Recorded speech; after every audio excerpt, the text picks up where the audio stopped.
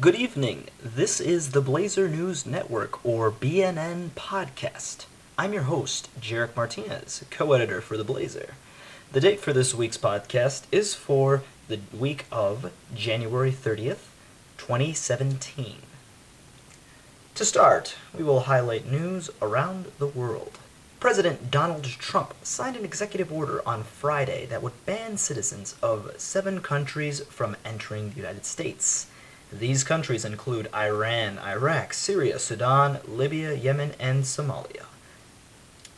Taking a listen to what exactly went on at the signing at the White House, where Donald Trump made several.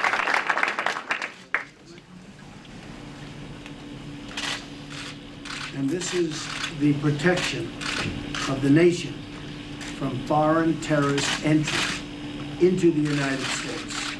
We all know what that means. Protection of the nation from foreign terrorist entry into the United States. That's big stuff.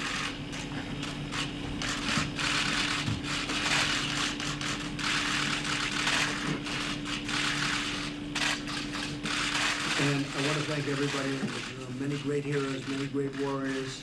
We have tremendous respect for you all. Thank you for being here. Joe, thank you very much.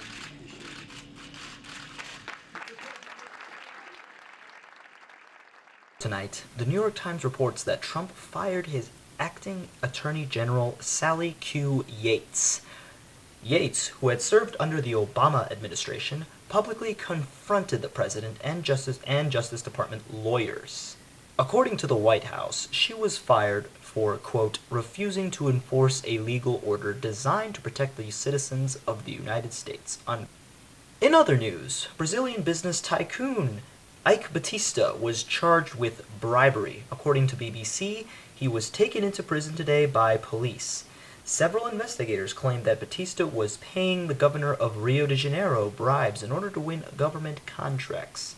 He was escorted out of his plane by police after returning from a trip to New York.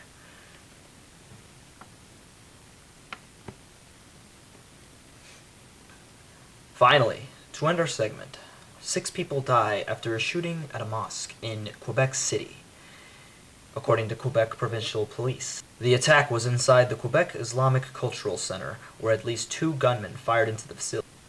Other victims include 8 injured and 6 that are in critical condition.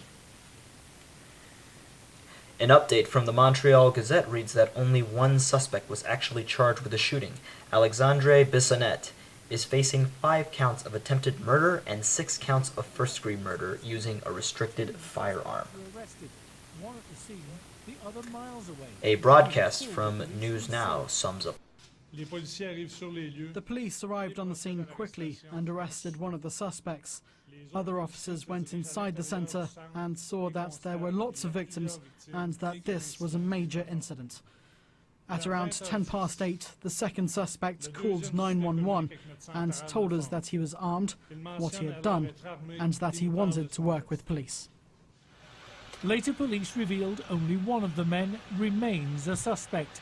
Canada's Prime Minister Justin Trudeau called the shooting a terrorist attack on Muslims, and there's been condemnation of the killings from around the world. The motive for the attack is unclear, but Canada has seen an increase in anti-Muslim rhetoric in recent months, and the Quebec mosque had a pig's head left in the doorway last summer during the Muslim holy month of Ramadan. As police continue their investigations, security at mosques across the city and elsewhere has been increased, and there are demonstrations planned throughout Canada in support of the victims of the Quebec shootings.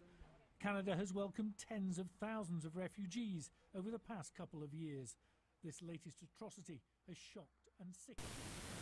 Now moving on to the second part of our section on JJC News on the college campus. Starting off, President Judy Mitchell's inauguration ceremony will be held this Wednesday. The speaking program will begin at 5:30 p.m. Donuts will be available, as well as giving students a chance to take photos with Michelle. In other news, JJC professor and advisor Maria Ann Rayfack received the 2016 Friends of the Land Award from Will County Land Use Department. Larry Walsh, Will County executive, commented that, quote, her dedication to protecting our natural resources exemplifies the purpose of the award, unquote. To a few events coming this February, JJC Performance Club made their first appearance in this semester's Main Street and will now be hosting their open mic performance this month. It will happen on Friday, February 17th at the Blacksbach Theater from 7 to 8:30 p.m.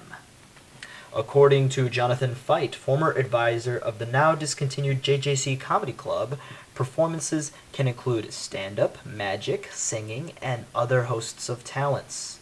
Those who come early will be able to sign up immediately. Speaking of performances, the JJC Brass Ensembles will hold a concert at St. Joseph Catholic Church, located at 416 North Chicago Street in Joliet. Admission is free and open to the public beginning at 3 p.m. on February 12th. Closing off BNN for the night, check out our latest issue of the Blazer newspaper, coming this Wednesday on February 1st, and keep tabs on our YouTube page at the JJC Blazer channel. News by the students and for the students. Be sure to also check out our website at jjcblazer.com. Follow us on Twitter and Instagram at jjc_blazer. Have a great night, and be sure to check every Monday or Sunday of each week for daily updates from BNN.